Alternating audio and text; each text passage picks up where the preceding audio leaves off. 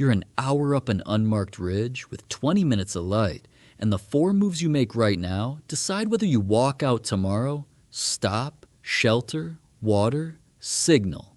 Get the order wrong, and bushcraft hiking safety becomes a body recovery. Here's the question that decides everything. Do you push on to find the trailhead before dark, or do you stop right here? Your gut screams, keep moving. And that's the instinct that gets hikers killed. Walking in the dark, on unfamiliar ground, with adrenaline pumping, is how a twisted ankle becomes a broken one. And a broken ankle a mile from anywhere turns a bad night into a rescue. Or a tragedy. So move 1 is the hardest one. Stop. The second you realize you're unsure where you are, you plant your feet, because every step you take while lost can widen your search radius by a square mile, and rescuers can't search what you keep expanding. But stopping only saves you if someone knows to look. That's why real bushcraft hiking safety starts before you ever leave the car. Before your boots hit dirt, you tell one person your route and your turnaround time, and here's the part people skip. Leave a written note on your dashboard too. Searchers check the trailhead lot first, and a license plate with no plan attached costs them hours you may not have. Now back on that ridge, your hand goes for your phone to check the map, and this is where most people make their second deadly mistake. You drained your battery streaming music on the way up, and here's what nobody tells you. Cold alone can drop a full phone to dead in minutes, because lithium batteries lose voltage fast below freezing. The phone you bet your life on is now a cold, black mirror. That's why the most important bushcraft hiking tool weighs nothing and never dies. A paper map and a compass. Batteries fail, screens crack, signal vanishes, but ink on waterproof paper always works. Okay, you've stopped, and you know help is coming eventually. Move 2, you stop being cold before you ever feel cold. Because the thing that actually kills lost hikers isn't bears or falls. It's the temperature drop you don't take seriously until it's too late.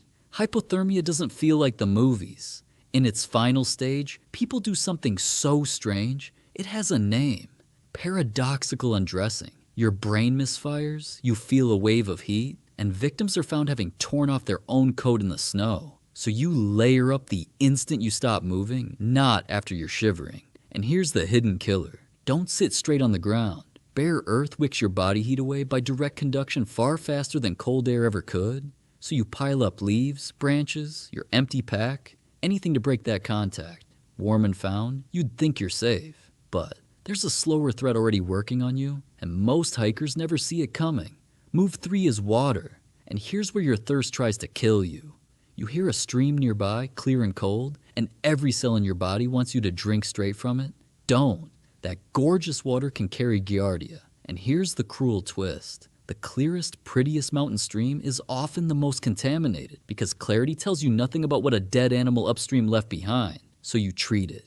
You filter it, you drop in a purification tab, or simplest of all, you bring it to a rolling boil. And forget the boil for a full minute rule, because the truth is the second water hits a rolling boil, the pathogens are already dead. Reaching the boil is the kill, not the clock. Stopped, warm, hydrated. Now you've got one job left, and it's the one that ends this night. Getting found. Don't yell once and wait. Rescuers are trained to recognize 3s, so you signal in 3s, 3 whistle blasts, 3 flashes, 3 of anything man-made, because nothing in nature repeats in a perfect set of 3. And a whistle carries when your voice gives out. 3 sharp blasts cut through wind and distance a scream never will. And then you do the hardest thing of all, you stay put. A moving target is nearly impossible to find, but a hiker who stays where they planted themselves gets found by morning. And just like that, the 4 moves of bushcraft hiking safety carry you through the night. Stop,